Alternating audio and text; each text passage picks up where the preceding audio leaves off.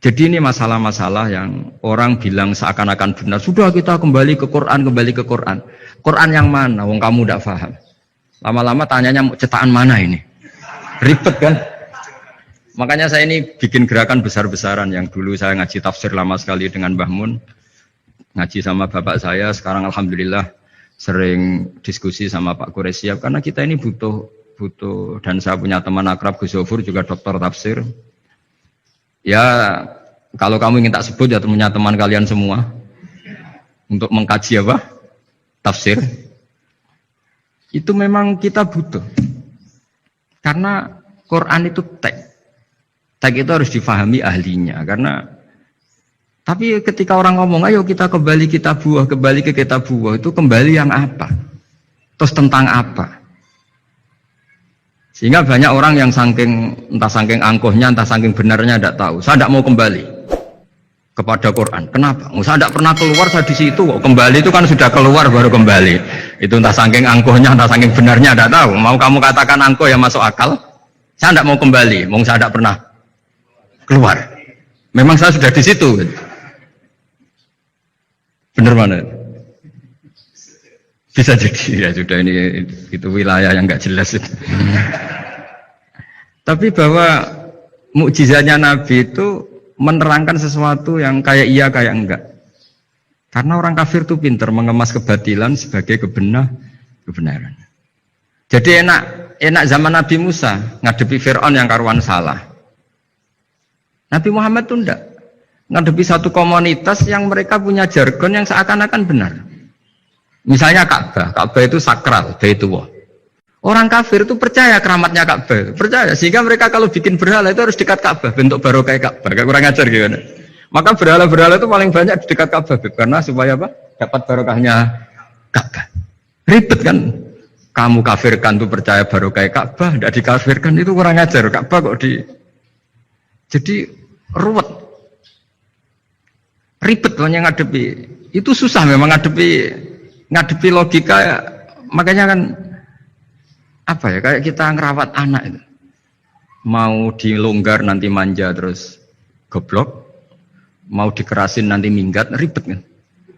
Jadi ngelola kebenaran itu tidak gampang. Lalu Nabi datang bil haqqil bayyin, dengan kebenaran yang nyata. Dimulailah dari surat diantaranya lam yakunil ladzina kafaru min ahlil kitab wal musyrikin munfakina hatta ta'tiyahumul bayyinah. Bayyinah itu siapa? Rasulun minallah yatlu suhufam mutahharah. Orang-orang kafir baik berkategori ahli kitab yaitu Yahudi Nasrani maupun yang berkategori orang-orang musyrikin yaitu orang-orang yang menyekutukan Allah yang non samawi, yang tidak punya kitab samawi. Itu tidak mau tercerabut, munfakin itu tidak mau tercerabut dari akar mereka hatta ta'tiyahumul bayyinah, sehingga datang kebenaran yang begitu nyata, begitu jelas. Saking jelasnya siapapun mau tahu dan nggak bisa dibatalkan oleh apapun, termasuk oleh perilaku sosial. Siapa itu? Rasulun minallah yatslu suhufam mutahharah, itu yaitu Rasulnya Allah yang membaca lampiran-lampiran suci, yaitu Quran. Sehingga Nabi datang dengan analogi pembanding. Orang-orang yang berpikir Tuhan harus banyak karena urusan itu banyak, problem banyak. Lalu Nabi bikin analogi. Andaikan kamu sebagai pembantu yang punya majikan banyak, perintahnya beda-beda, kamu mau enggak? Ya enggak mau, enggak enak Muhammad kalau punya bos banyak, perintahnya beda-beda, semuanya egois harus dituruti, enggak mau. Enak mana sama punya majikan satu? Enak satu Muhammad. Ya sudah, Tuhan kamu itu majikan kamu. Kalau banyak-banyak bingung kamu, perintahnya banyak nanti. Terus mereka mau, ya sudah Tuhannya satu saja. Jadi karena mereka mau tidak mau, harus berpikir kalau Tuhan banyak berarti perintahnya banyak, memuaskan satu Tuhan dibenci Tuhan yang lain, memuaskan yang lain dibenci yang lainnya, pokoknya ribet. Hari ini minta dilayani, Tuhan yang satu minta dilayani, itu kan ribet.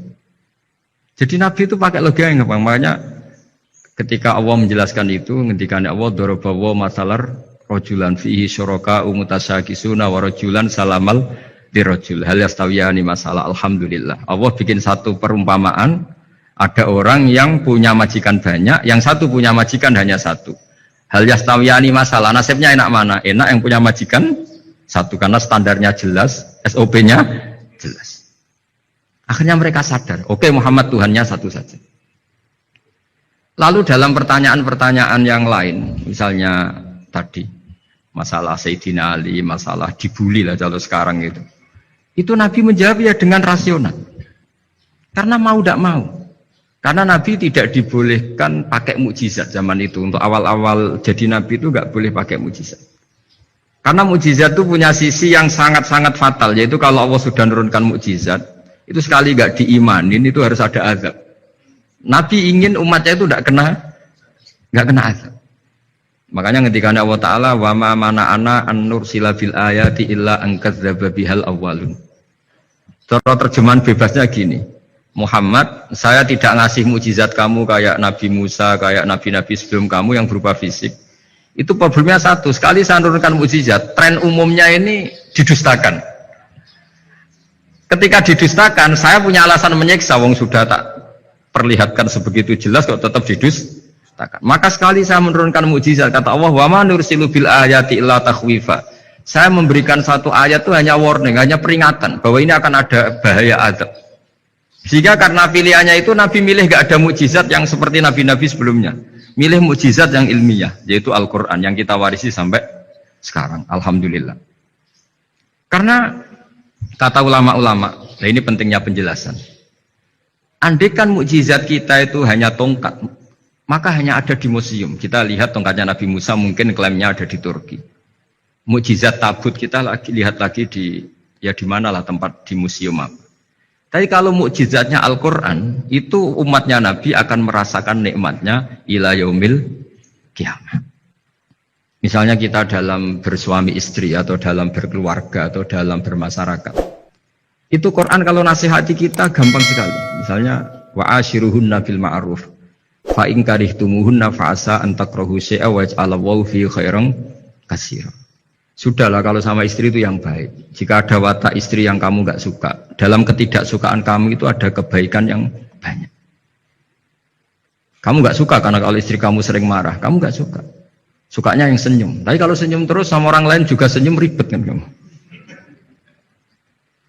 Jadi sudah anggap saja ada hikmahnya. Semua itu ada hikmahnya.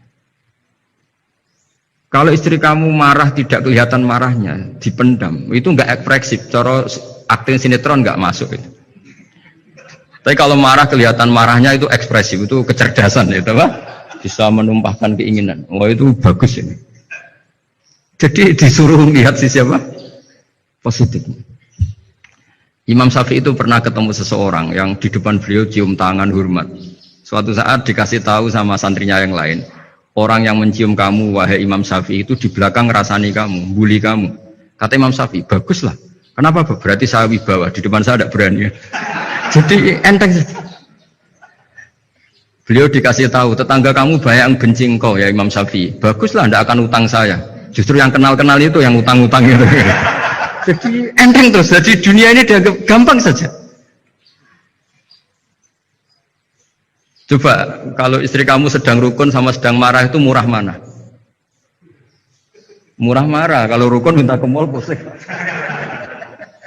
Jadi ulama dulu itu murah mana? Marah sama rukun.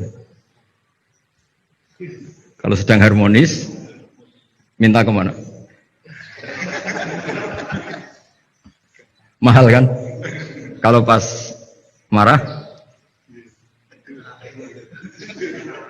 Jadi ulama dulu itu lucu, apa ya? Gampang sekali nanggapin sesuatu itu. Imam Abu Hanifah itu kalau ketemu yang utang beliau itu dia yang sembunyi karena malu. Kalau kita kan enggak yang sembunyi yang utang, kalau Abu Hanifah enggak. Yang sembunyi itu Abu Hanifah. Kasihan dia malu kalau ketemu saya, kan masih punya utang saya.